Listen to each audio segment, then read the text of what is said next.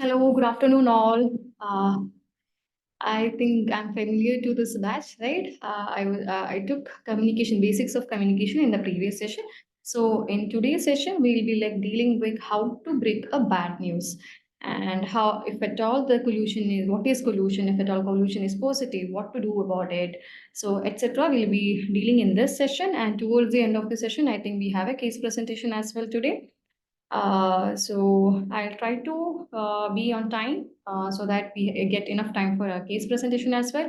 And if at all you feel like my pace is a bit too much or too fast, please let me know because it happened in the previous session also. So if at all the pace is a bit fast, just let me know and be interactive as much as possible. If at all it's not possible for you to unmute and speak, make sure that you use chat box for communicating. So in between, I'll be asking questions and we'll be dealing a few few cases how to go about it and all.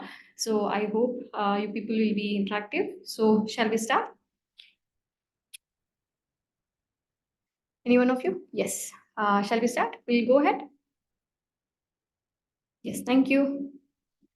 So, as we discussed in the previous session, we discussed in the basics of communication, which requires thinking, listening, speaking, and the importance of nonverbal cues, which forms a major chunk of the communication part. Which forms a major chunk of the communication part. So we discussed how the basic etiquette of communication, but we'll be dealing with how to break a bad news.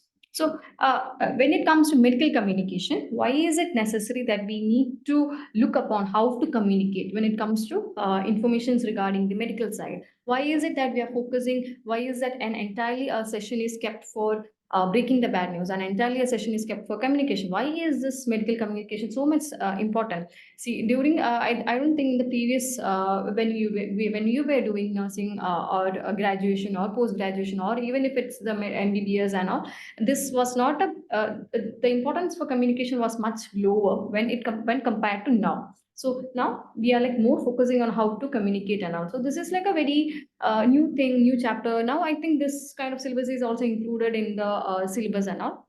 But previously it was not there. So why is it important? What are the aims of medical communication?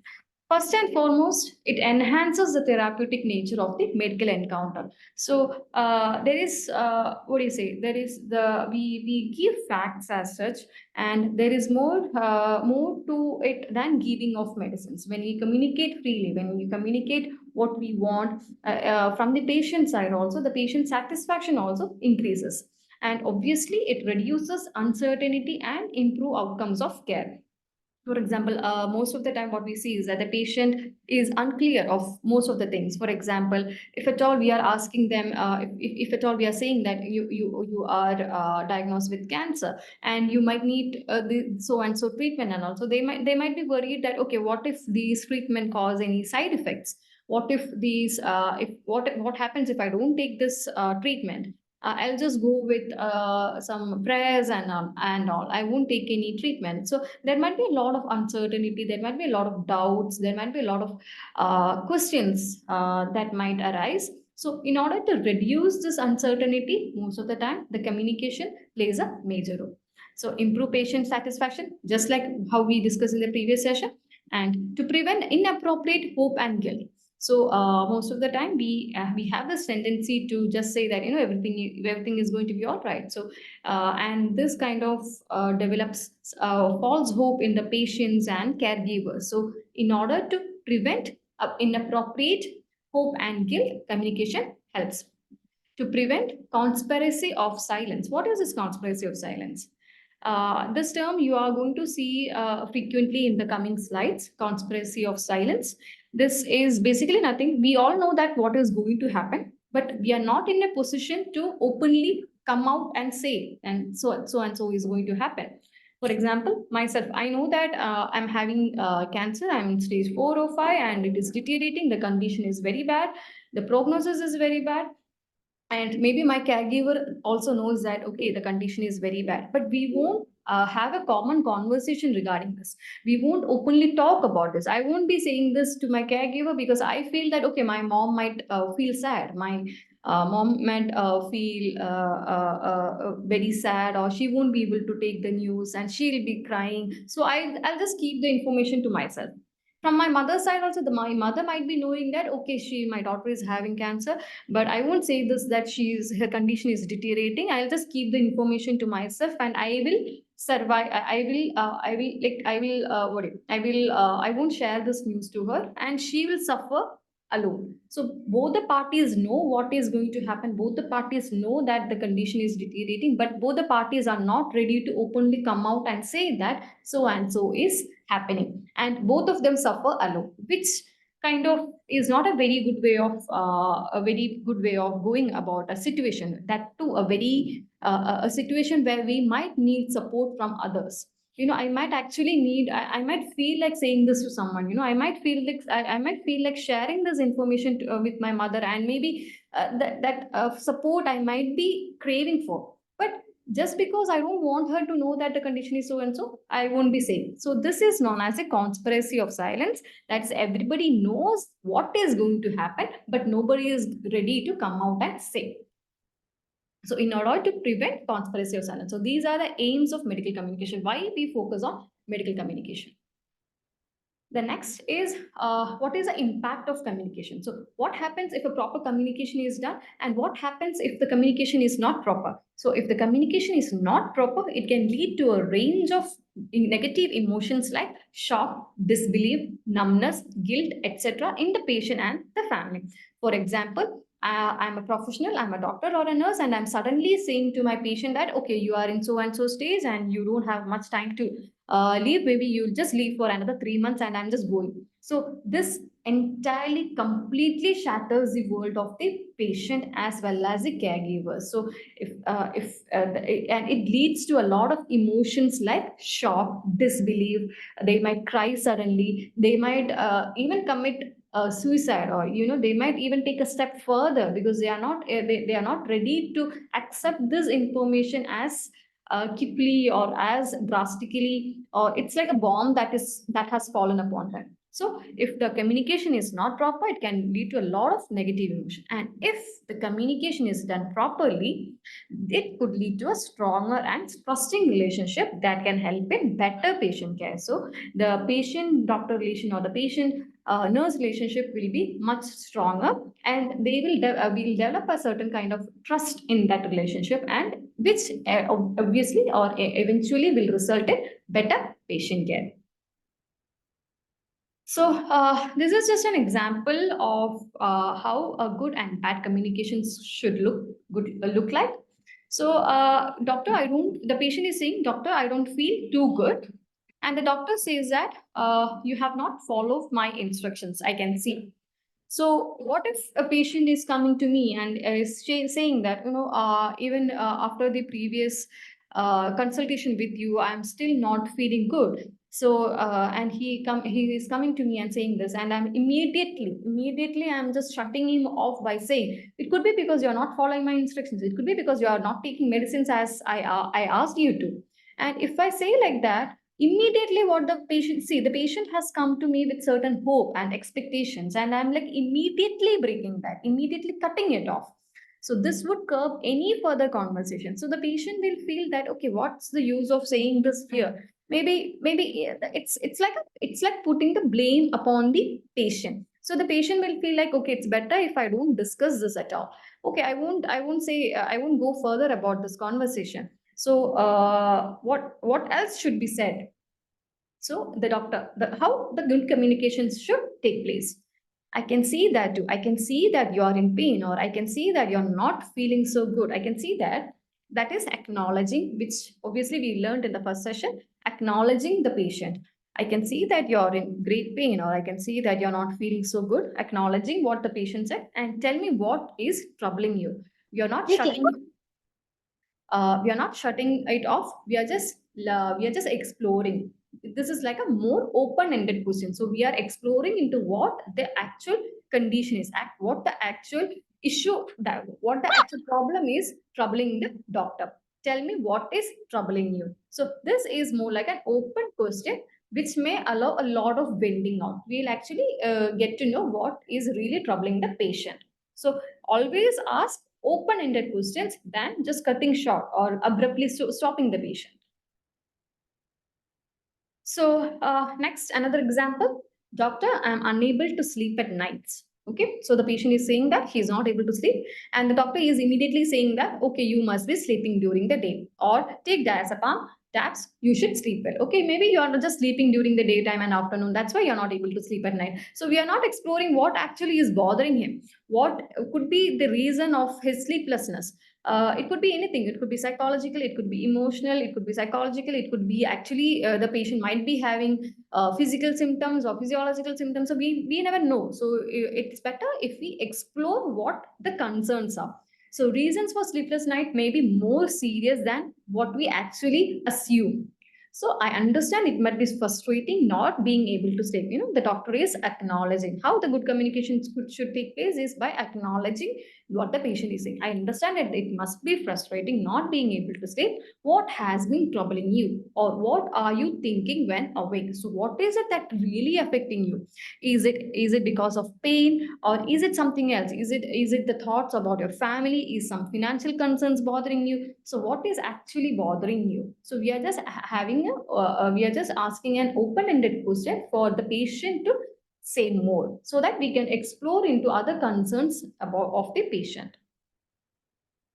So actually coming to the topic, BBN, that is breaking bad news. So the definition is any information, breaking bad news is any information which adversely and seriously affects an individual's view of his or her future.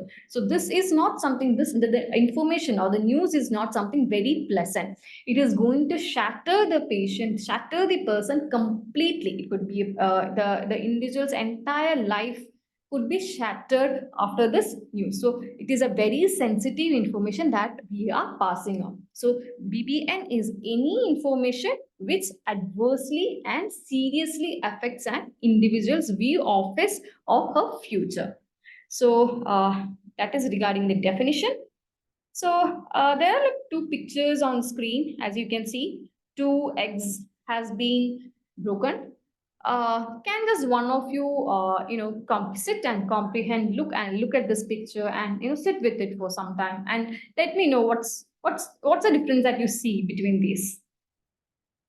What is the first picture? What sense does the first picture make? That was broken unintentionally. It was accidental breaking. The second one looks like more controlled breaking, where it is the egg needs to be broken, but it can be used. The first one may not be in a situation where you can use it. Thank you, Shani. So as Shani said, the first one looks very messy. It's not a very skilled. It has created a lot of mess around it. But when you look at the second one, it has broken into two equal parts, and the yolk and the protein, everything is like right in place. But when we look at the first picture, it would have been sudden. Maybe it would have been sudden because there are a lot of cracks, a lot of mess has been there. Exactly like these pictures, communication plays a role. So either we can make it a complete mess, okay, when it comes to communication or breaking the bad news, or we can break the news in a very proper, very skilled manner also. So it's a skill that we have to actually develop through practice. It's not something that we can do suddenly. So even the first picture, maybe a lot of cracks are also there in the picture. If you look upon, maybe it's not just one person who is being affected by this news. There are a lot of people who is attached to it, and a lot of other people who is also being affected. It's not just one person who is affected.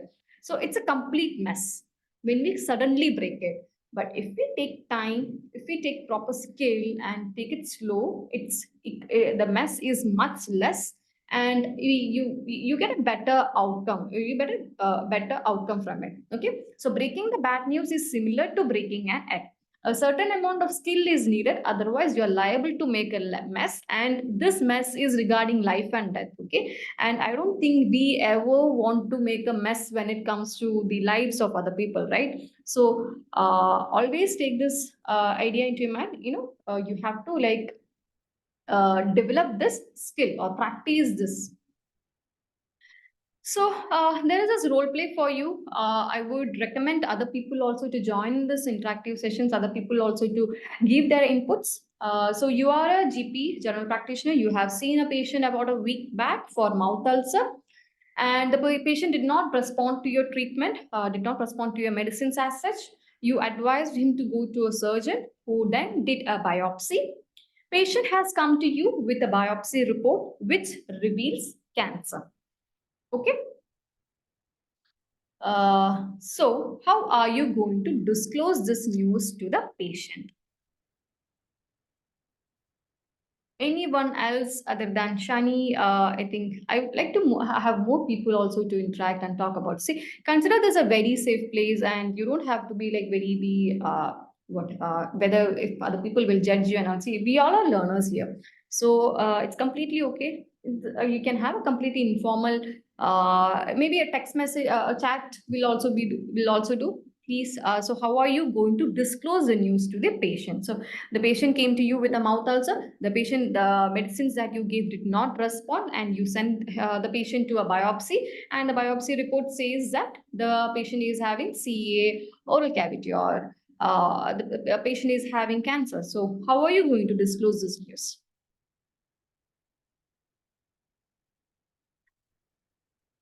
Can you ma'am बोल सकते हैं कि hello ma'am बोल जी सकते हैं कि भाई आपको अभी ट्रीटमेंट की जरूरत है, थोड़ी प्रॉब्लम है आपकी रिपोर्ट्स में, और जो कोई इन्वेस्टिगेशंस आपकी करानी पड़ सकती हैं, ये हम बोल सकते हैं। ये बोल सकते हैं, ठीक है। we'll look at how other ways we can say. We'll come. Thank you, Sunita. It was Sunita, right? Thank you so much Sunita. हम कैसे बोलना है वे वो हम देख लेंगे, आगे की स्लाइड पर हम देखेंगे। I'll just give you a few examples how it's usually respond. Okay, either we can, maybe we are a busy doctor and we are like seeing 100 200 patients in a day, and we don't have much time, and maybe we'll just immediately say, you know, your report says that you have cancer, maybe you just get admitted and take a treatment. And you know, the person who has been living without any issue, the patient did not have was living a completely normal life till yesterday, and today the patient is being said that you know, you are having cancer. You know, this completely will break the patient, will break either the patient and along with that the caregivers and all. It's like a something that is, you know, the whole world is shattered in front of him, right? The patient is shattered. In other ways we can say that, I'm sorry, you have been diagnosed with cancer. The report says that you have cancer. Perhaps it has already been advanced. Maybe it's already in the metastasis stage. And I guess we don't have much treatment. And I'm afraid that you won't. You will only. You have only 3 months to live. Okay, so I'm afraid you have only 3 months to see. Again, the patient is being said that, you know, I have no clue that I'm going to die. Okay, I'm preparing myself to live about 30 years more or 40 years more, and I'm suddenly said that you just have 3 months more. So again, the patient will go into depression. The patient, there is a high chance that the patient might commit suicide, and so the patient becomes upset, lonely, may not be interested in to talk to anyone, will start self isolating, etc. So there is a way in which the news has to be said. You know, there is a protocol that we usually follow. So we'll be coming to that. Before that, we'll discuss why it is difficult for us to break the bad news. Why is it? What is it stopping us from breaking the bad news? What are the barriers? Why is it so difficult? So some of the environmental barriers, for example, see, at a regular hospital where, as I said, where we see like 100 to 200 patients, it could be difficult for us to sit with a patient and talk with the patient and, you know, take time and break the bad news. So space, we may not have a proper space. Maybe we are getting this information while we are like walking through the corridor, and immediately the patient, you know, hands off the report, and we'll see that, okay, it's cancer. We might be walking, there might be phone call that is coming, the nurse will be coming with another patient's file. So there are a lot of things that is going around, and this report says that the patient is having cancer, and immediately I will just say that, okay, the report says that you're having cancer, and maybe you just have 3 months more to live, and I'll just walk away. Okay, so this is the environmental barrier. So there are a lot of phone calls, there are emergency calls, nurses are there. Maybe I'm not having I'm not able to understand the patient's dialect or language. So there is no space, there is no privacy. So these are the environmental factors which makes it difficult for us to break the bad news. Why is it difficult for the patients? Okay, for the patient, the doctor is someone who is in some who is having some authority. Okay, who is having some authority and is always holding a position higher than the patient. Okay, so they feel that the doctor is too busy and they feel like, okay, I shouldn't bother the doctor by asking my silly questions, right? Maybe I won't just bother him. He is already busy. He is, there are a lot of other patients who is like waiting to see him, so I won't bother him. I won't ask. So the patient feels that the doctor is busy. The patient do not know how to ask. The patient does not know how to ask about his queries or ask about his doubts. Patient might fear the answer. What if the doctor says that I am having cancer? It's better I won't ask itself, so I don't have to listen to it. I don't have to know it.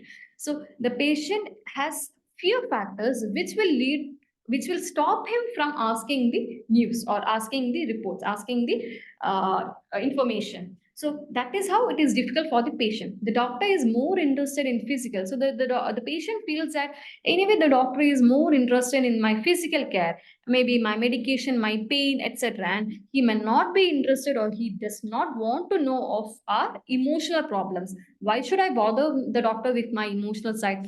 He is anyway not interested in he may not be interested in my emotional side, emotional concerns or problems. He will be more interested in my physical symptoms. The patient might be frightened of breaking down in front of. What if I ask and if the doctor says that I'm having cancer, I'll completely break down. Maybe I'll just cry in front of them. Maybe I'll just throw a tantrum in front of them. So I don't want to do this. I don't want to break down in front of them. In front of any people or in front of the hospital management or any other people. So they have this fear. What if they demand, what if I demand more clarification? Doctor will stop treating them. For example, the patient might feel like, okay, if I ask too many questions, if I ask too many doubts, what if the doctor will suddenly decide, okay, I won't treat the patient? What if he will consider less of me? He won't give much consideration as he used to. So I'll just refrain from asking anything. So these are the difficulties. These are the difficulties while when it comes to the family or the patient or the caregiver from their side. Okay. See, the environmental side is we don't have a space, we don't have privacy, the external interferences, etc. From the patient side, they feel that the doctor is too busy or they don't know how to ask. They fear the answer. They may not be ready to accept the answer. The doctor is interested in more in the physical aspects and not in the emotional side. They might be frightened that they might break down in front of them, and they have this fear that if they demand more clarification, the doctors will stop treating them. So these are the concerns from the patient side. So now what are the concerns from the doctor side or the professional side? It could be doctors, it could be nurses, it could be psychologists, it could be social officers, it could be anyone. So what are the difficulties from our side? What are the difficulties from the nurses side? Why don't you people break? What are the fears that you have? Can any one of you put in the chat box?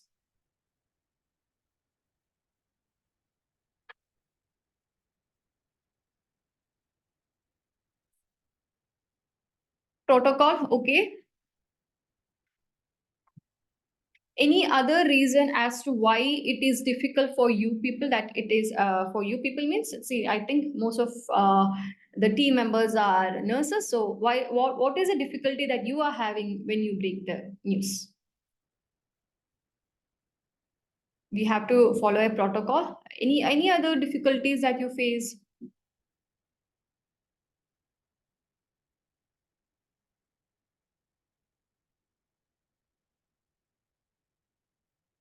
I'll go ahead. Okay, so when it comes to the professionals, that is, it could be doctors, it could be nurses, it could be any one member of your team. The fear of getting blamed. See, this is one and the foremost fear that we are having, right? See, what if the patients or the caregivers blame me for the blame me for the report or for blame me for the result? See, when I suddenly say the patient is having cancer, they will react in a very emotional way. They might they might be angry at us. They might be, certain situations and scenarios where they, throw tantrums at us, maybe pull by our collar. These scenarios, it can happen, right? So we fear of getting blamed and letting the patient down. So we also fear that, okay, why should we let the patient down, by breaking this news? I'll just avoid this. I won't just say this news to them at all. So we have the fear of getting blamed, which is the highest amongst us. And we don't like letting the patient down. What if the patient asks difficult questions? What if the patient and family starts crying in front of me? How am I going to manage them if at all they breaks down in front of me? What if they get angry? And these scenarios are very common, right? What if they just throw some tantrums? What if they blame me? What if they start crying in front of me once I just break the news? So these concerns taunt us, or these concerns stop us from actually breaking the news. Wanting to protect the patients, already the patient is in a deteriorating stage. Why should I just let the patient down, or why should I just reveal the bad prognosis to the patient? How do I reveal a bad diagnosis to the patient? Feeling awkward, powerless, and embarrassed. See, as a doctor, it's not possible for us to have a cure for everything, right? So it is possible that at times we might have to. We might be in a position wherein we might get stuck and we might feel powerless. So, feeling of awkwardness,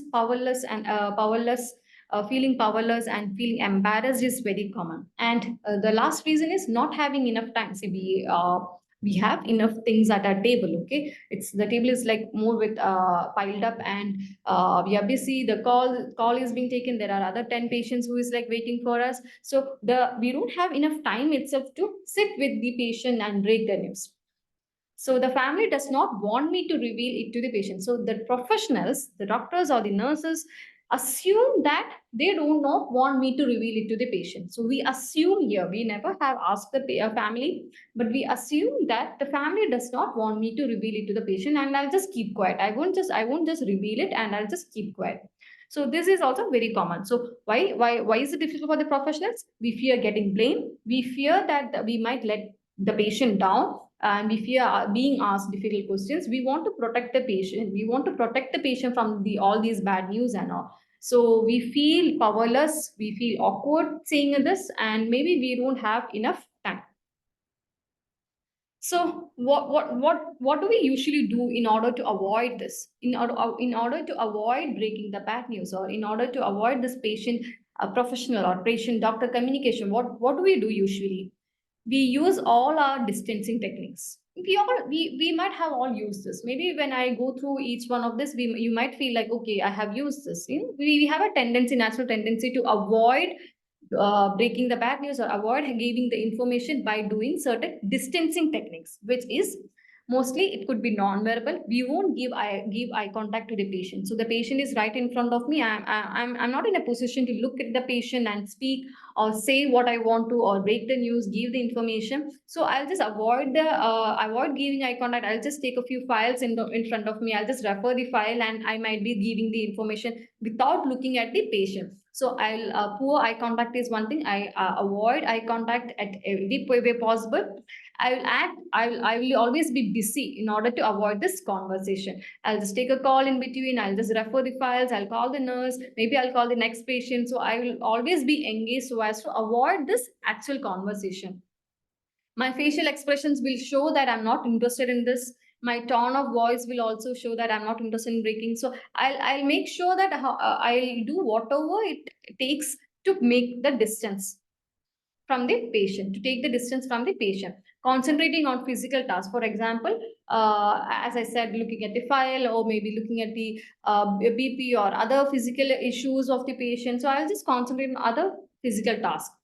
Categorizing and labeling. She is a difficult patient. So often, because we are not in a position to break the bad news or give the information, what we do is that we just categorize. It is a difficult patient. It's not possible for me to, say, she might say something. So I'll label the patient.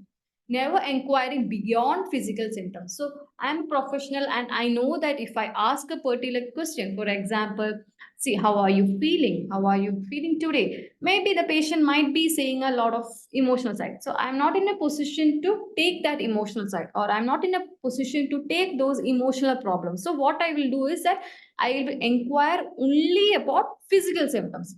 For example, are you able to sleep? Is your sleep proper? Is your appetite proper? Are you able to eat properly? Are you properly taking the 3 meals? Are you taking the medicines properly? Is there any other difficulties that you are having? For example, is the pain okay? How much is the pain? So I won't ask any questions beyond these physical symptoms. I'll just restrict myself into asking concerns regarding the physical symptoms. So instead of that, if at all I ask how are you feeling, the patient might went out. So in order to avoid that, in order to keep that distance, I'll just inquire about physical symptoms. So these are the ways in which we try to avoid that conversation. Often we use leading questions. We discussed about leading questions in the previous session also. Like we ourselves give answers mostly. Like say I gave you medicine yesterday, right? You might be feeling better today, right? Isn't it? So we ourselves is like suggesting an answer to the patient. Premature reassurance. Even before we have completely diagnosed and we completely know the prognosis, we are giving reassurance. See, everything is going to be all right. I will handle. Don't worry. See, we are giving false hope. We are giving premature assurance to the patient. Speaking too little or too much. So, in order to, this is another way of distancing. Either we'll speak a lot or we won't speak anything at all. And we also have a tendency to use inappropriate humor that in a way might give off a very bad idea about us.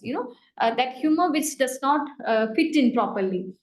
Something that is related to the disease, so that see we use this type of humor in order to avoid that information being actually being said. In order to avoid that conversation, in order to avoid breaking the bad news, we use inappropriate humor. That is also, see, these kind of things come to us very unconsciously. It's not something that very consciously that we do. Okay, we have to say humor here and here. So that's not something that we deliberately do. It happens to us very unconsciously. So these are some of the distancing techniques that we use in order to avoid breaking the bad news. So why is it important to break the bad news? Why is it important for us to learn how to break the bad news? To maintain trust, to prevent inappropriate hope and guilt, to avoid giving false hope, to allow appropriate adjustment. For example, a patient might take an enormous amount of time to come in terms with the information, right? So to allow the patient to have appropriate adjustment and comprehending time and all, to prevent conspiracy of silence. Again, we discussed in the first slide, conspiracy of silence, that everybody knows what is going to happen, but nobody is ready to come out and say it loud. So in order to prevent that, and everybody is going to suffer alone. Everybody knows and everybody is suffering alone, but they are not communicating to one another. So in order to avoid or prevent conspiracy of silence, we need to learn how to break the bad news.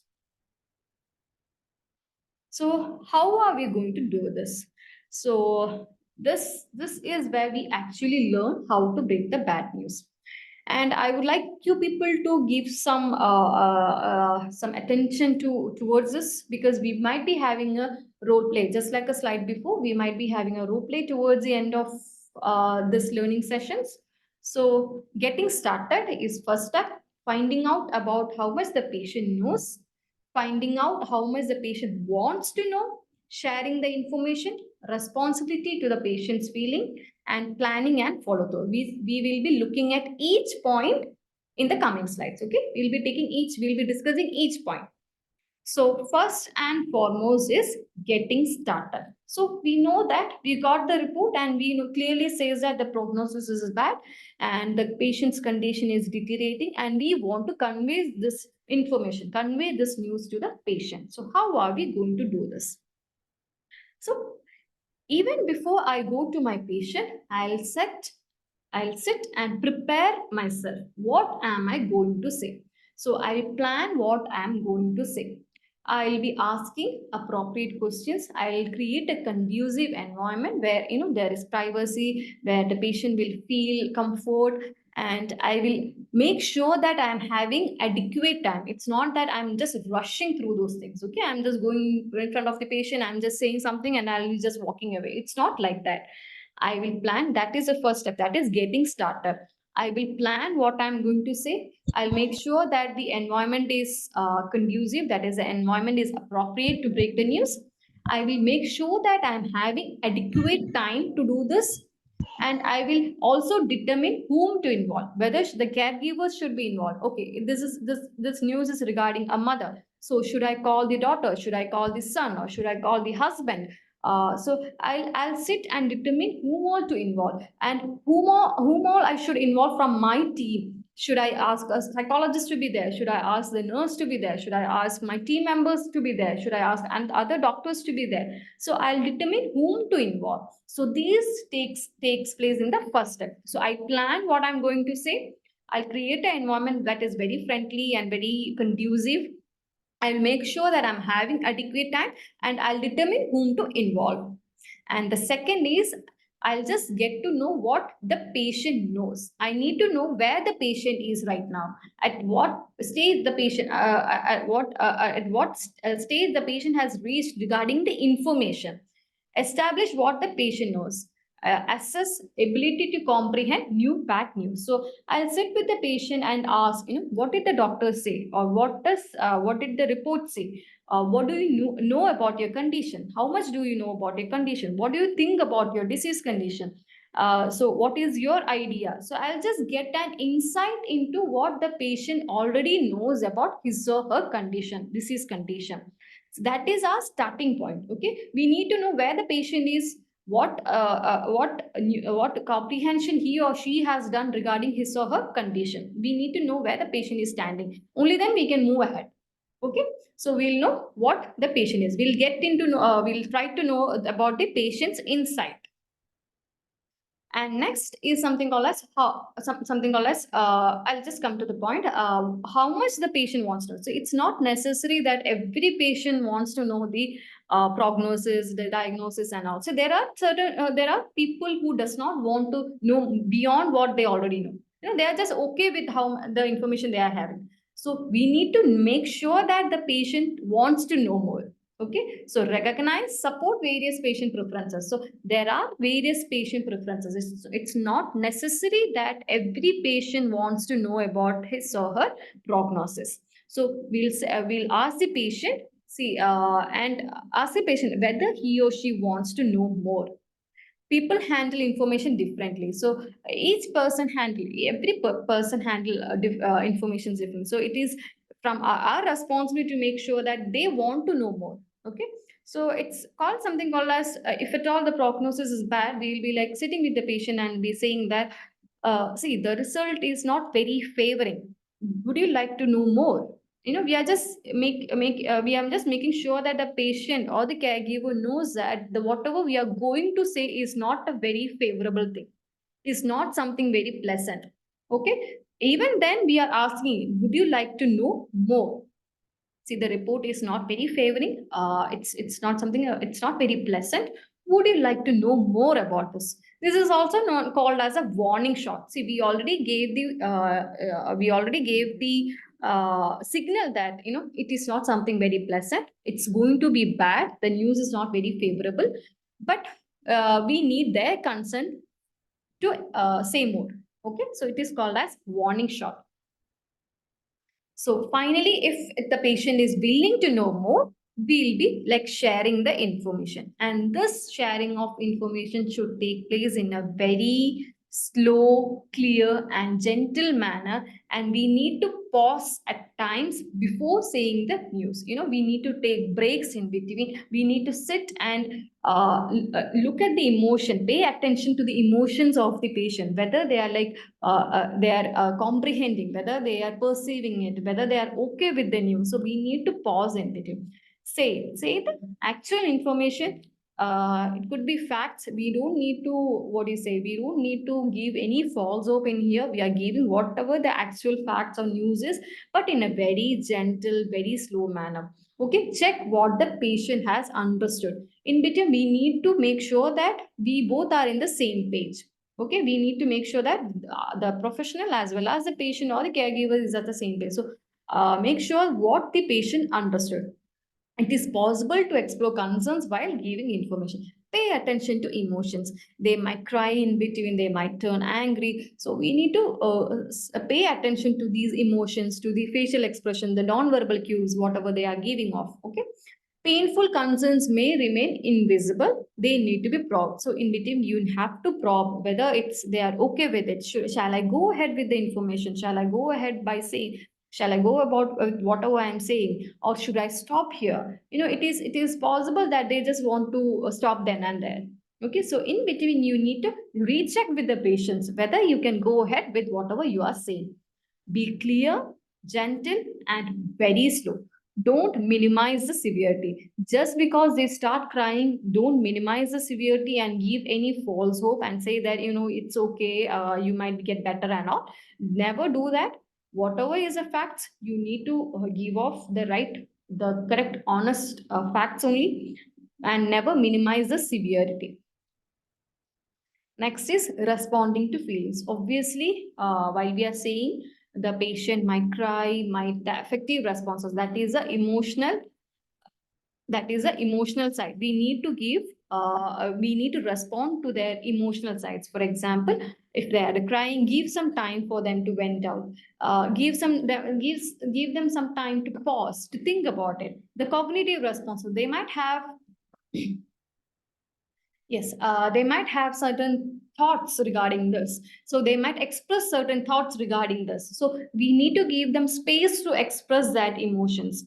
Basic physiological responses. Their physiological side might change. They might get tense. They might start sweating. So that might be a lot of psychophysiological responses that the patients might or the caregivers might give off. So we need to look upon what all the changes that are coming from their emotional side, their cognitive side, their psychophysiological side. Give time to react. Let them try. Give some time. Let them try. Let them say. Let them express their thoughts. Listen. Be a very patient listener at this point, and give importance to their non-verbal communications also. They might be agitated, they might be moving their head or hands, or they might be giving off a lot of non-verbal cues also. So give importance, be attentive to those cues also. And next is planning and follow up. Plan for the next step. So once we finally break and we sit with their emotions, we give them time to express themselves, we need to go ahead, we need to plan the next step, what we are going to do. So these are the options that we have. These are the alternatives. These are the treatment options that we have. And we need to discuss with the patient or the caregivers about the potential sources of support, how we can do this, how we can go about this, give them contact information, and that's how we summarize. We come to an end of breaking the bad news. So the whole steps is called as spikes. Okay, that is setting up, that is we are preparing, we are planning what we are going to say. And perception, we'll get an insight into what the patient already knows, the patient's insight. Okay, the patient's perception of disease, how much the patient already knows about his disease condition. Next is invitation. We invite, we ask them whether you want to know. See, the reports are not favoring, whether would you like to know more about this condition. And already the warning shot has been, see, the reports has not been very favorable. So the warning shot has been given that it's not a very pleasant thing that I'm going to say. Whether would you like to know more about this? So we are inviting. Only once we get the consent, we'll give off the actual information. That is the knowledge part. We'll give the actual information regarding his or her condition with very in a way that it is very gentle. We give adequate pauses in between. We give them space to express the emotions. That is that is emotions. We'll be attentive, we'll respond to their emotions, their non-verbal cues, their thoughts, their cognitive side, and then we'll plan what we are going to do next. Strategy and summary, that's a spikes protocol. That is what we usually follow. Setting up, perception, invitation, knowledge, emotions, strategy or summary. Objective, gathering information from patient, transmitting the medical information, providing support to the patient, eliciting the patient's collaboration in developing a strategy of treatment plan. So these 6 steps has been just reduced to this mnemonics called as spikes: setting up, perception, invitation, knowledge, emotions, strategy. So that is regarding breaking the bad news. Does anyone has any doubt regarding this? I'll just take a pause at this point. Would you like to share something or has any queries or doubts?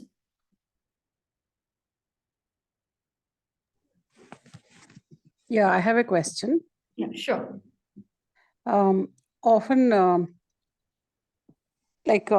nurses' own emotion and what to say, her perception towards terminal illness and the catastrophe, the mortality and the morbidity also colors how she responds to the vicarious suffering. How do we prepare others for dealing with that?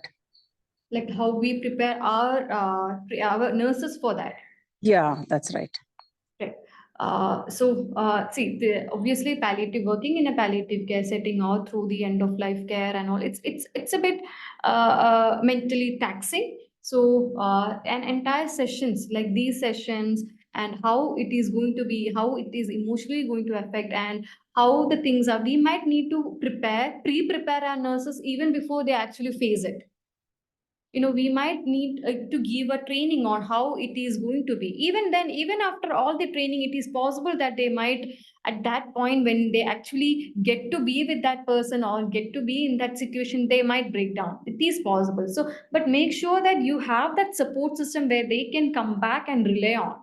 And if at all they are not able to move forward with it, they are not able to break the bad news, or they are not able to give that end of life care, we might need to give a space where they could come back and say that it is difficult for me to go ahead with this, maybe because maybe the nurse could also have a very bad past, or even it's not necessary that they need to have a past or not, but even otherwise they might feel emotionally down. So make sure that there is, okay, if you're not able to go ahead with this, maybe at this day or in this moment, maybe they'll just replace for that moment we might need to replace, because it's very taxing. And we might need to sit with the nurse and explore what is bothering her. Like why is it that it is difficult for her? Is it because she's not able to emotionally handle? Is it because she's having any other issues? We might need to sit with the nurse and explore what her concerns are. And this is, as I said, even after getting a lot of training, it is not possible. Maybe that particular day I may not be strong enough. It is possible, right? Even if I'm prepared, even if I have got a 10 to 20 sessions of training regarding EOL care, and maybe at that particular day I'm not strong enough and I'm not able to face it. So I might need a reporting officer or a team or a panel or a support system where I could just come and say that, today I don't think I'm strong enough to do this. But make sure that you give proper training to your nurses, be it their psychological side, emotional side, or their knowledge side and all. Shubhasri, would you like to add? Yes. Thank you. Thank you, Radhika, for answering that question, because uh, so I would like to highlight few things, because when we are going to breaking a bad news, we should prepare ourselves. What all things you are going to say? So you have adequate knowledge to how to break. So that all things Madam has said very briefly, because you can use spikes protocol setting. You need to set. You have to prepare before breaking bad news. What are things necessary? There are many things. While you breaking the bad news, they will get out with their emotions. They might cry. They might angry towards you. So you have to you will know. You are the nurses. You should know how to handle that situation. If the patient starts crying, you have to allow the patient to cry and explore her or his emotion that way instead of stop, please stop, cry. That is not necessary. That you have to understand that, and after that, you have to have a good strategy plan also. We are there to take care of you. We are here to take care of your symptoms. So that all things you have to set them, and also after that, that might be affected to the nurses too. So that time the nurses need a self-care. So they need to explore their emotions to any other persons. We have a good we have to understand that they have a good platform to share with that. They maybe express their emotion to anybody. So that we can able to, otherwise any other music. There are many things, no? So we have to do that. That way we can manage that emotion, I think. Ma'am, your question is answered, or any other further questions? Clarified? No, Rajika had answered already. She has addressed that. Okay. It was clear already. Okay, fine. Thank you. Thank you. So we'll just go ahead. As I'm just briefing on what I answered. So adequate training for the nurses, preparing the nurses for how to face EOL care and how to break how to break the news. And if at all we need to provide a support system for the nurses also.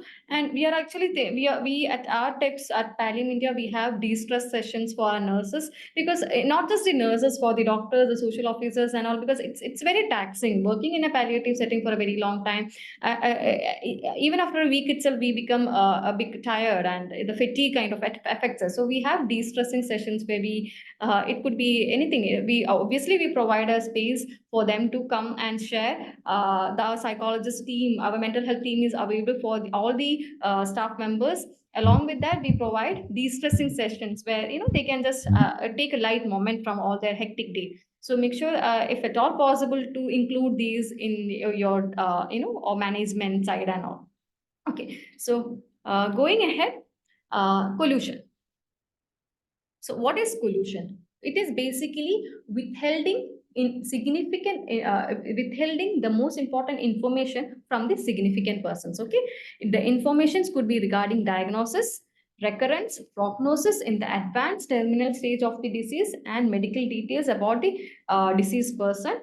And we withheld this information from that person. That is called as collusion. It is called as pollution. Collusion is positive when we are like withholding the information. Okay, so there is this patient and we know that the patient's condition is deteriorating, the prognosis is very bad, and we withheld this information from the patient, and this is called as collusion. And when we withheld, it is called as collusion positive.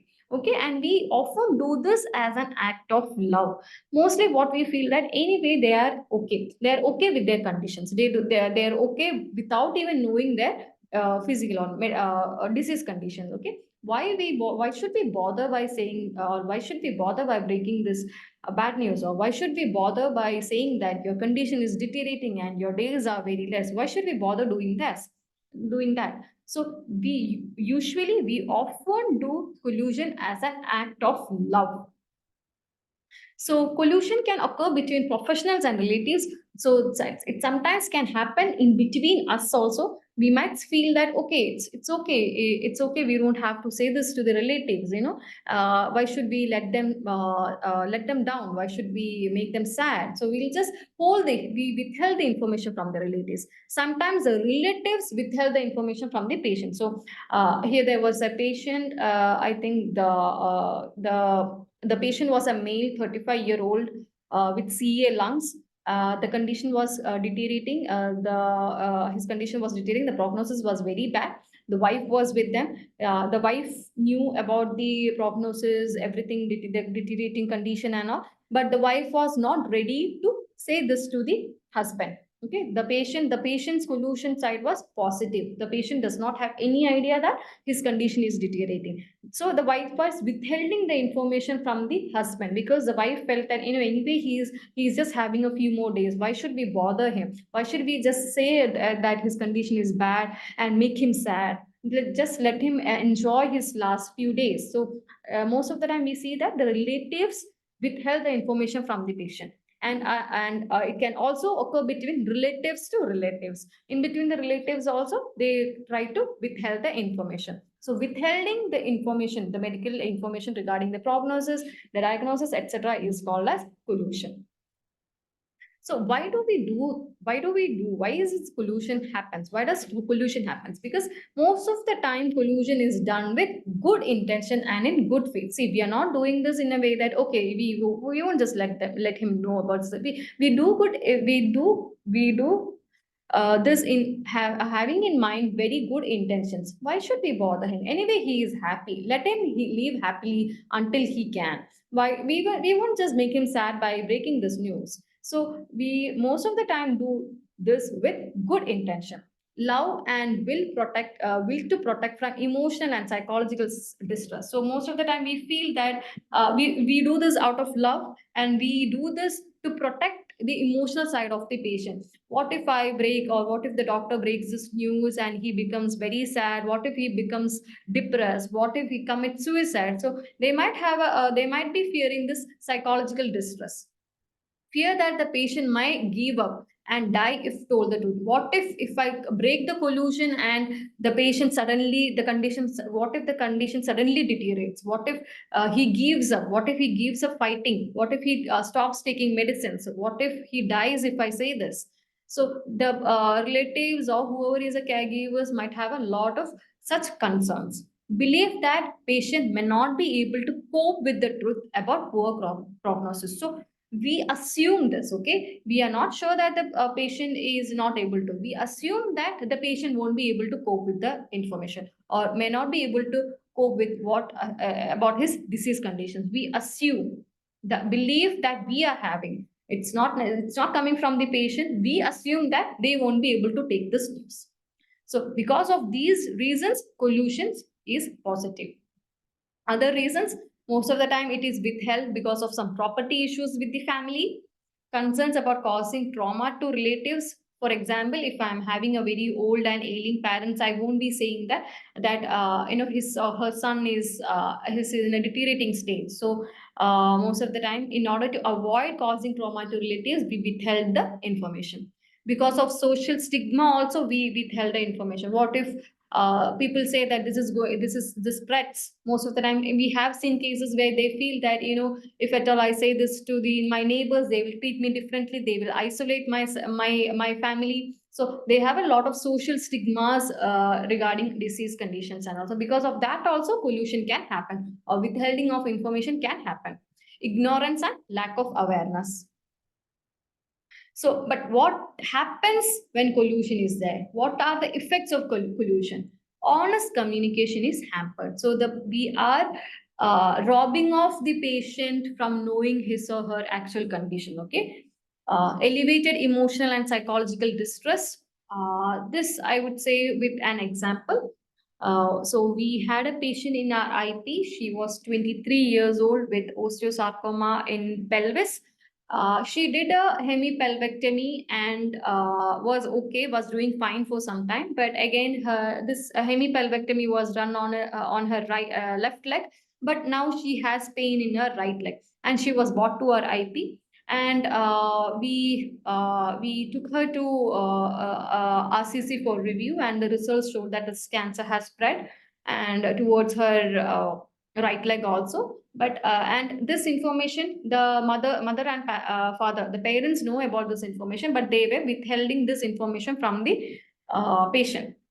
So I used to take sessions for the patients, and the patient, she desperately wanted to sit. She was absolutely brilliant. She was doing her post graduation in computer science and all. She's good with DIYs, and she used to do a lot of craft and all. So she used to sit and do. So her only concern is that she is not able to sit now, and she does not know why. She wants to know why, and she keeps asking her parents, why is that my right leg is also paining? Why is it that I'm not able to sit? Or that movement is causing me pain and all. But even after multiple sessions with the parents, they were not.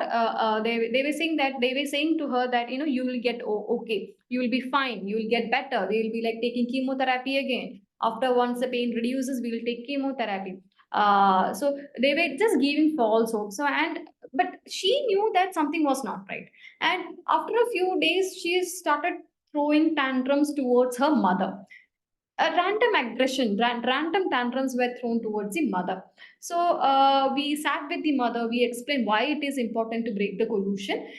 We sat with both the parents, like the mother and the father, and they finally gave in, and we broke the collusion to the patient, doctor, psychologist. We usually break this as a team, okay?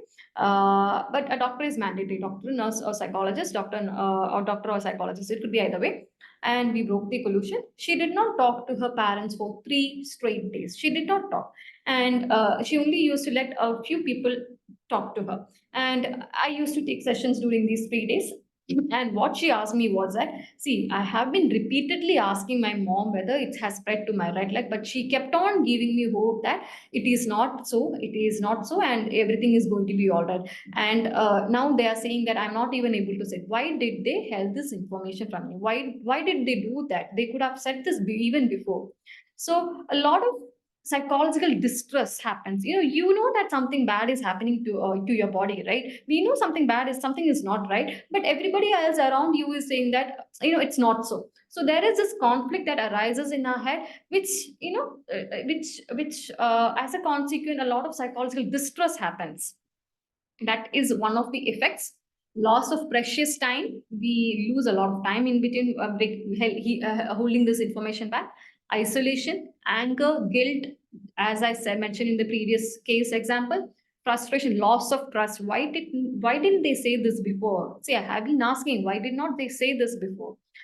There might be a lot of unfinished business that the patient might have. They might have some wishes, unfinished business, which they might only when they know that okay, their end is very near, they might be saying this, or they might have certain wishes. And also we need to probe into those uh, so there are certain conditions, certain effects of pollution.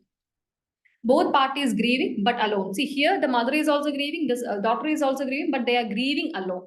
That is a conspiracy of silence. So in order to avoid that also, we need to break the collusion. Constant stress and burden of hiding the truth. The parties who are like withholding the information will always have this burden, this baggage. They will be carrying this baggage.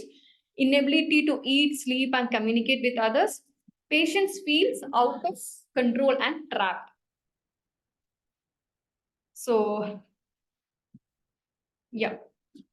So yeah. We again will discuss a case.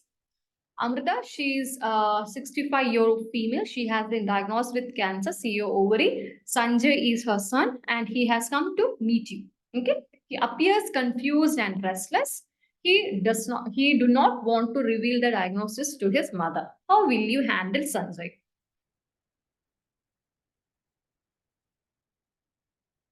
I think, Sunita, you were explaining in the previous case, right? So now, after knowing the spikes protocol, everything about collusion and all, how will you be, handling Sanjay?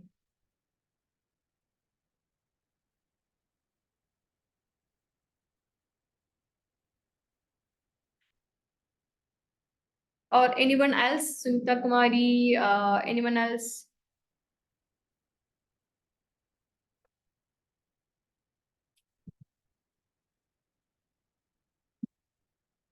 Okay, Shani, would you like to go about this?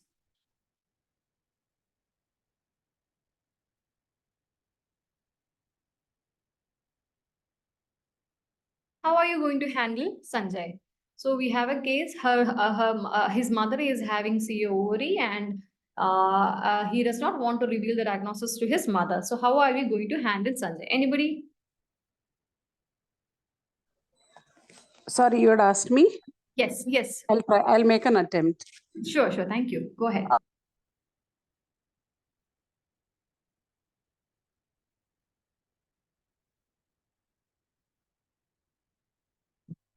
Ma'am, you are muted. Sapna ma'am? Shani. Shani ma'am? Disconnected network issue.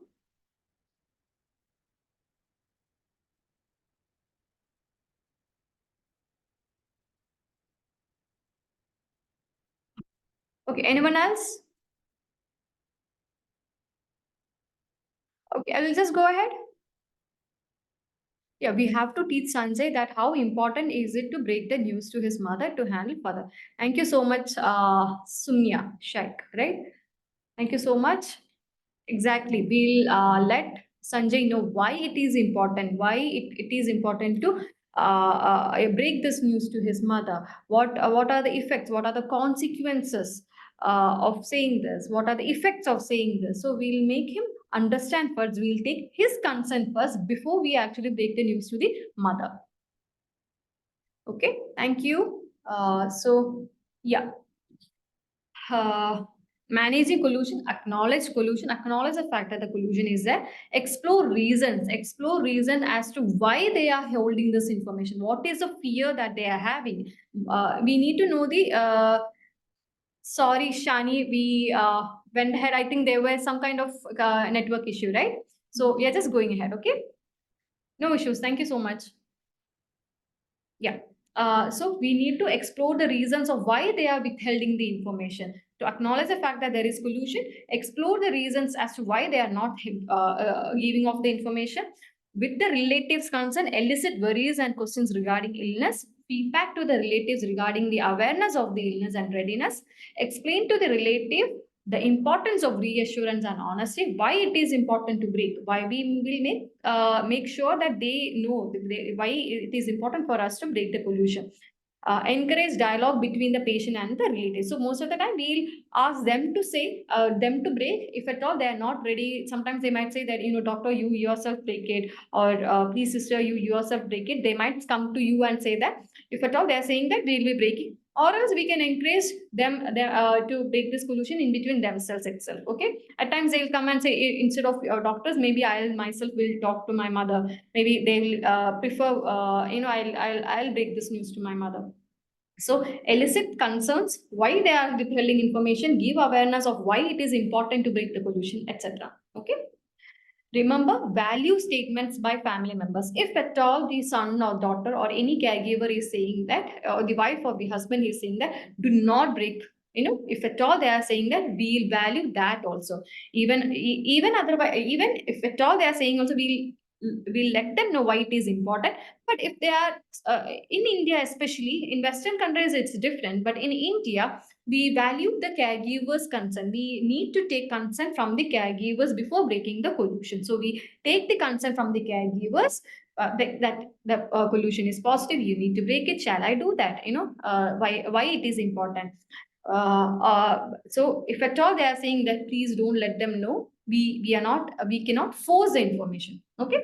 Listen to acknowledge family members' emotions. Listen to family members. Understand who the patient is as a person, as well as who takes the decision in the family. Elicits questions from the family members. Only after getting the consent, we'll be talking with the patient. Even we have to take the consent of the patient before we'll give the warning shot. We'll invite the patient so that the prescribed protocol will be followed there.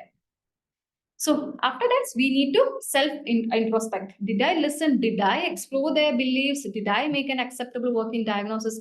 Did I share options for investigations or treatment? Did I share in decision-making? Did I make some good attempt to see that my patient understood? Did I develop a good relationship with my patient and the caregiver? So this is like an introspection area where we'll be self-introspecting where we are, where we stand. Some of the take-home messages: best learned through experience, and this is one of the skill which we develop only through practice. To identify our skills and try to refine them. identify our shortcomings and try to overcome them. There are no fixed guidelines. There are no fixed. There is this precise protocol is there, but how we are expressing it's in our hand. Okay, there are no fixed. You have to say it so and so. You have to say so, and there is no guidelines as such. Should be patient centered and context and culture oriented. Accept the limits. No role model. Never ever assume. Okay. So with that, we come to an end of the session. If at all there is any queries, any doubts, please come up. Is that the raised hand, Poonam? No, right? No, because. Okay. If there is no doubts and queries, we'll move ahead with our presentation for today. Even while through the presentation, if you're having doubts, please put it in the chat box. Thank you, Rajika, for the wonderful presentation. So as Rajika said, if you have any questions, please put it in the chat box. So we are moving to the case presentation. Ms. Angita Sharma will be presenting a patient story today. Sangita? Yes, ma'am. Yes, over to you.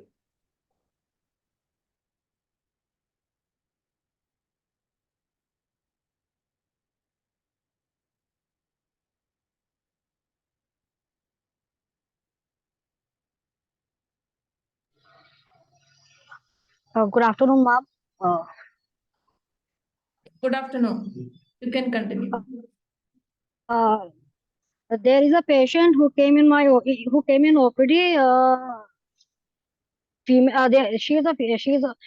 Patient is female and with 52 years with age, and her diagnosis is CA breast and extending to spine. And the patient complains that she is having moderate pain which are radiating to her back, and she already have a history of breast cancer 5 years back, and she was already operated for that and treated already for that breast cancer. And by giving examination, there is vitals are stable, and she is suffering already complaining from back pain and showing little bit of discomfort and anxiety just because of that spine pain.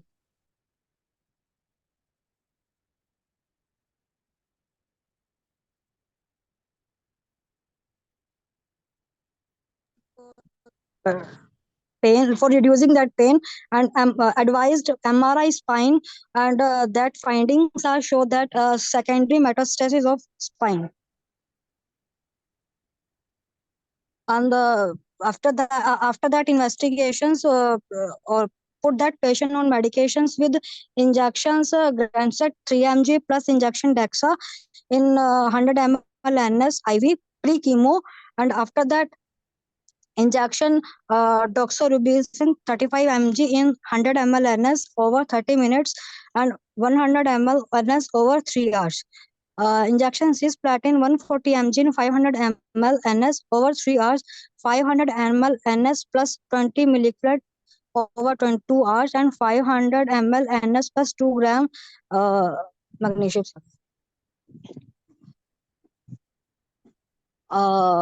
And she also feels fatigue, anxiety, and moderate pain just because of that, radiating to spine that pain. Patient is concerned about her further treatment, and she also concerns about can she recover from that spine pain.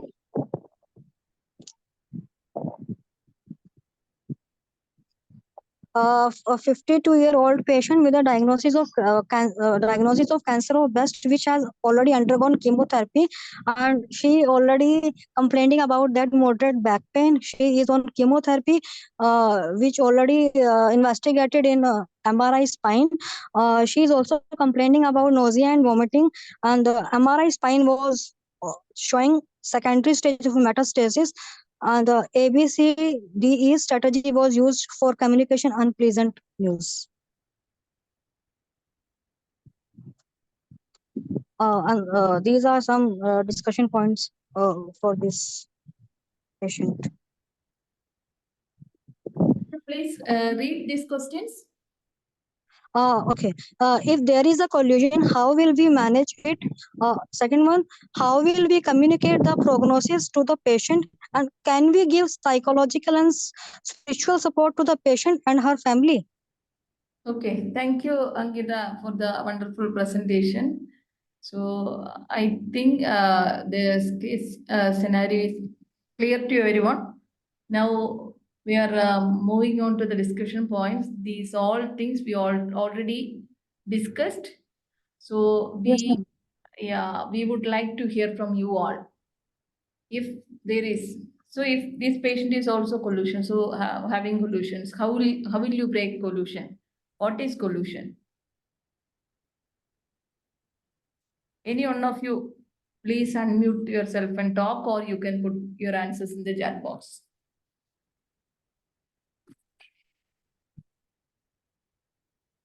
First of all, if there is collusion, that is something that we need to explore. Okay, if the collusion is positive, we need to explore whether the collusion is positive, whether it's with the caregivers or the patient. If at all it is positive, we need to explore. That is not something question that we can discuss here. So you need to sit with the caregiver and explore his idea, what he knows about the condition, the prognosis, diagnosis, and not, and whether the collusion is positive or collusion is negative. And we need to ask the caregiver whether the patient knows. Maybe we'll sit with the patient and explore his insight about her insight about the disease condition and know whether the collusion is positive, right? So that is how, if there is collusion. So how will we manage it? So how are we going to manage it? That's what we discussed throughout. So how are we going to manage? So, ma'am, can we use spike protocol in in this? Yes, that's how we are going to do. But how are we going to do this? So we might. Is there any caregiver? Who is a caregiver? Ma'am, me and one of my senior is the my senior is the primary caregiver for that patient. I'm just assisting for that. No, from the family members, who is there? Who is there to assist you? No, ma'am, she is the patient from the other area. Nobody is there? No No, relatives? no, ma'am, the patient's son is there when she Okay. came to her to Okay, us.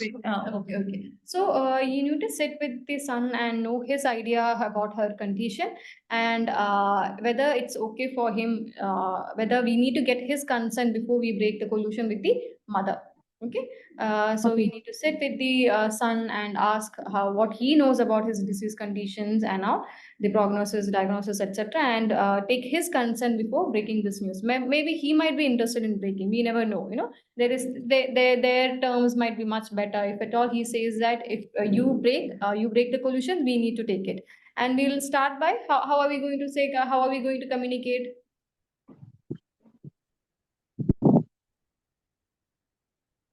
Yes, Ankita, please. How are you going to communicate? Ma'am, we can talk to the patient's son that if you are interested or able to Yeah. talk to that if you can say if you can say that if you are that you have some issues like you have a cancer and if you are easily If you're comfortable with Hindi, please go ahead with Hindi also. Okay, no issues. Ma'am अपन लोग patient के सामने जो बेटा आया है अपन उसको बोल सकते हैं ना कि या तो आप अपनी मदर को बता दीजिए कि उनको लाइक स्पाइन में भी अब कैंसर आ चुका है कि वो फिर इजीली रहेगा पेशेंट के लिए भी फॉर अपन उसको जो इजीली जो उनका कैंसर का ट्रीटमेंट रहेगा कि वो इजी रहेगा उनके लिए इजी रहेंगे बट एक तरीका है ना हम जैसे बोलना है उसके लिए एक तरीका है ना how we are going to say this there is a way to it right so we'll make him aware if at all he is willing to say it's well and good and if we are going to say we'll set as the spikes protocol say we'll make sure that environment is okay and we'll get to know the insight of the patient how much the mother knows about his condition her condition right we'll start from there And then we'll slowly give off the information that we have. She might cry, she might throw tantrums. So we'll acknowledge her emotions also. Whatever emotions he or she is giving off, we'll acknowledge that also. Okay. So first we Okay, need to invite, we need their consent also, the patient's consent also, whether they are willing to, are you willing to know more about this?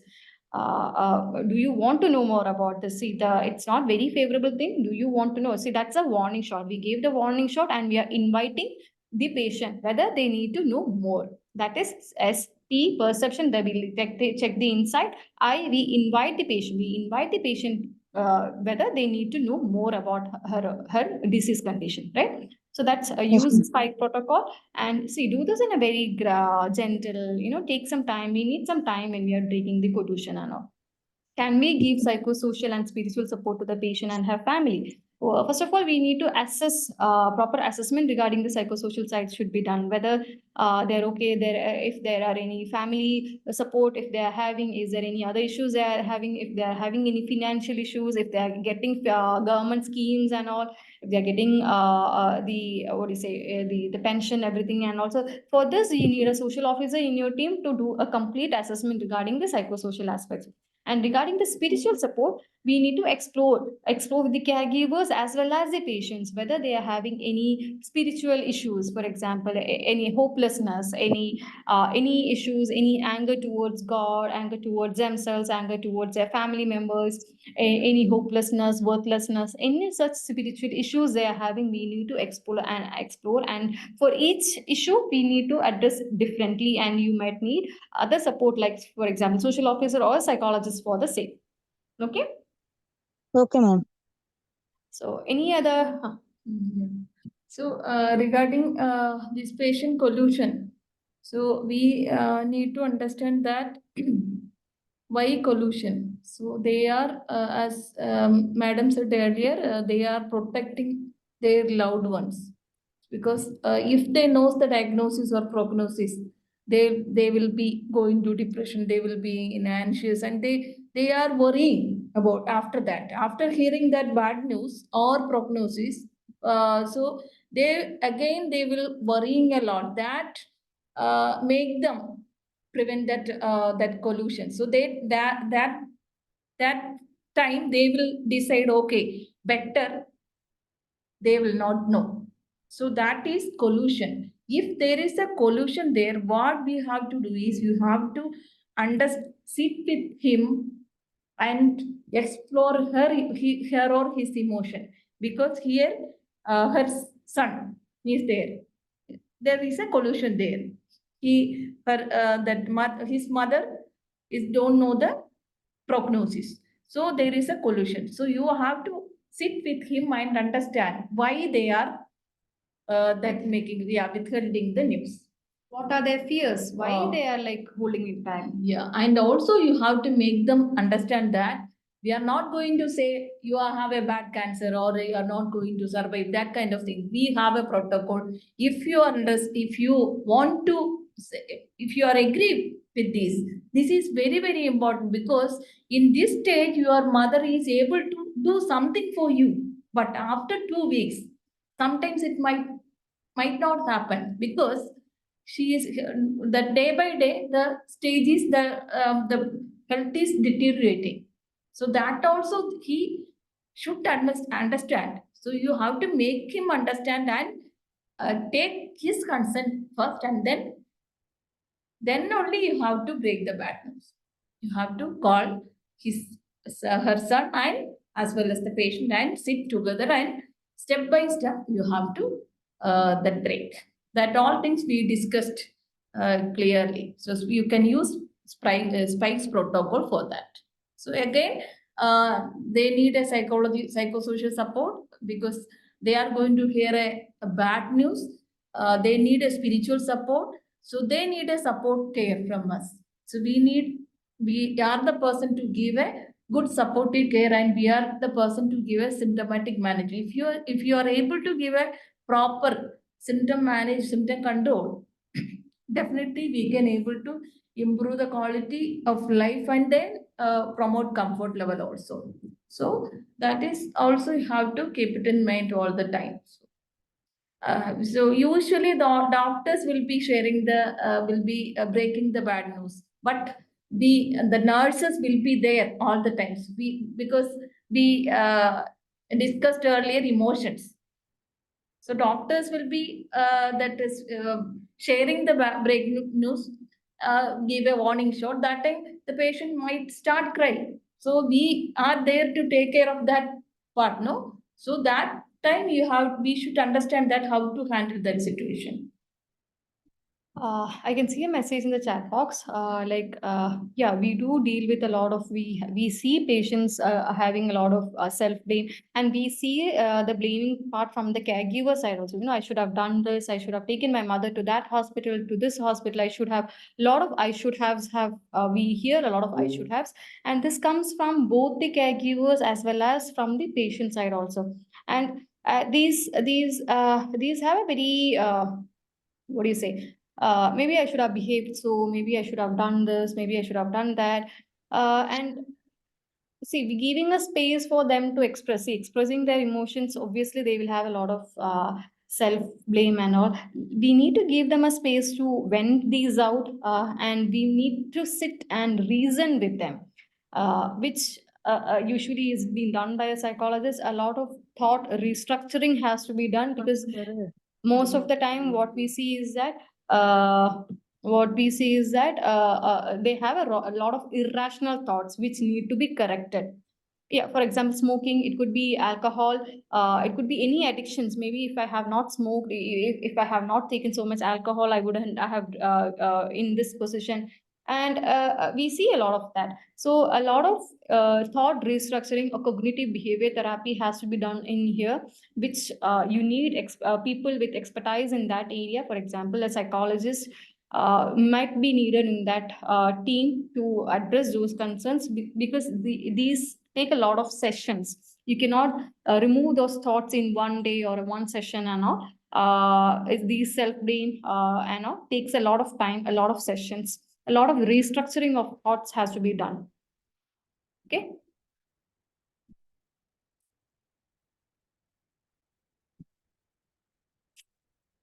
I don't know if I made it clear. Yes, ma'am. Thank you. No, Shani? Shani, ma'am. Is that okay? No, I just wanted to know how do we respond? Just listen, be silent, and let them go through Yeah, the let emotions. them. We have to be a very good listener. Immediately, maybe we not have a expert in that area with in our team. Okay, you might be visiting and they might be saying so. Just give them a space to vent out. Just give them a space to express themselves. And in no way should we say that, oh, maybe you shouldn't have done that. In no way we should blame them. Make sure that we don't put that blame on them. We just give them a space for them to express, and we are there. We just make sure that we are not professionals. The nurses and doctors or the other people are not professionals in dealing with that area. So what we can do is that we'll just make sure that we are a good listener to them. We can just make sure that we are there with them. And also we can see an empathetic non-verbal expressions also. Have to be just non-verbal expression like empathetic feelings also. So that time they should understand that okay, they are also worried about my They situation. just So need that somebody to understand them. Yeah. They just need that somebody who can understand me. So that kind of a non-verbal cues should be given from our side also. usually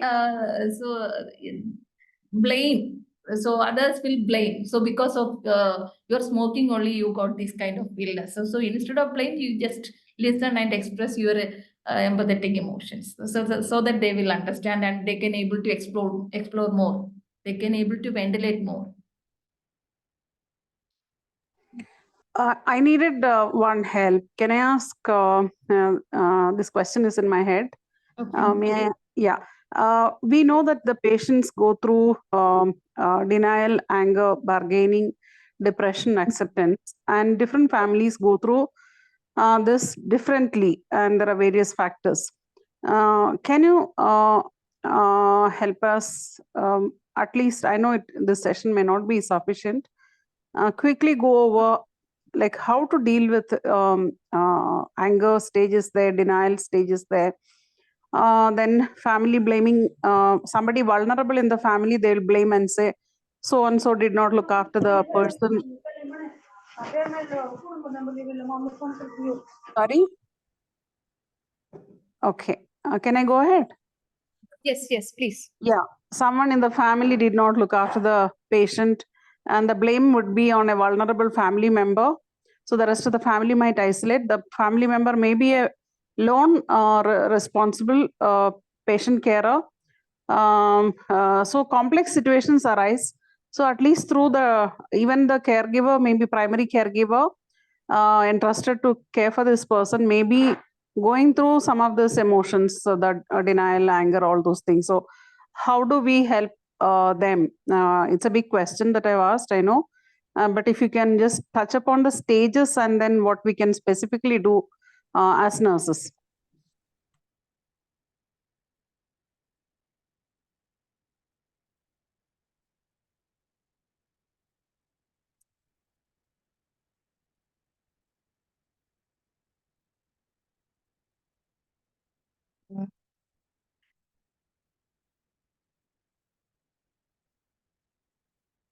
Okay. So as you know that we go through a series of stages, and as Elizabeth Kubler-Ross said, it is not a linear form that we go. Okay, it's not that every person will be in denial and every person will be in anger next, and then every person will be in a depression next or bargaining next. So it's just a first idea that it is so and so stages are there, and everybody has different way of moving towards. Maybe I am in denial now, and maybe after a week I might be in a position to accept. So everybody has different approaches. Okay, it's different for everybody. I might be in denial today, I might be in bargaining stage tomorrow. So it is not a linear form that we need to think that it's not a linear thing that is happening. Okay, that is denial, anger, depression, acceptance. It's not linear, it can go in any way. We haven't actually entire session for this, but I don't think it is included in your curriculum. So if at all the person is in denial, we'll explore why the person is in denial, why he's in denial. For example, there is we have this patient who is who is a paraplegic patient, and he's not he's not ready to accept the fact that he is going to be in crutches, or he's going to need to use a walker throughout his life. He's in complete denial. So we'll set in situations like that, even if it could be a paraplegic patient, it could be the condition that the patient is having cancer, it could be anything, any palliative or life-limiting disease, it could be. So if the patient is denied, we'll explore why the patient is in denial. Why what is it stopping him? Why can't he accept it? So what are the concerns that the patient is having? So exploring that only, we'll get to know what is stopping. For example, when we sat with this patient and we came to know that he does not want, he has his ego. Okay, he has this feeling that, I don't want everybody to see me in crutches.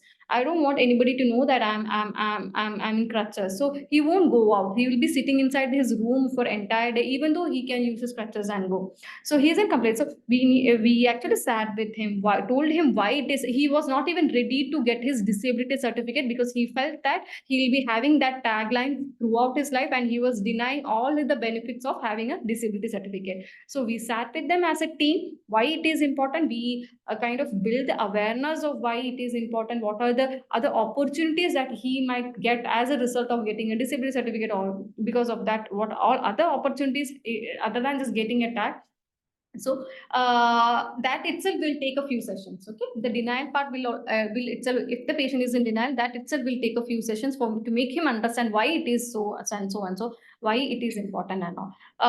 And the next is, if at all the person is in depression, we have tools to assess depression, whether the person is having clinical depression or whether the patient is having a grief kind of depression. So whether the patient is having grief or whether it is depression, whether it is clinical depression, where we might need a input from a psychiatrist. So we have on-call psychiatrists, where if at all we feel that the patient is having, we have tools to assess. So we'll assess And if we feel that the patient is having clinical level depression and is in completely, if at all we don't intervene with medication, it is going to be difficult, and counseling sessions alone won't work. So we'll call our psychiatrist and we'll be like dealing with the patient. The psychiatrist will be adding medications for that patient. And if the patient is having anger, bargaining, and comes under our spiritual issues. And we'll explore why he's throwing tantrums. What is he angry about? Is he angry towards himself? Is he angry towards God? Why did God do this to me? Is it any kind of spiritual issues that he is having? So we'll again explore, and most of the time the anger subsides after knowing why the disease condition is there. Or after knowing the having a complete awareness about the disease, how to go about it, what are the conditions, how it is going to be managed, so what he can do right now. So we'll try to bring him to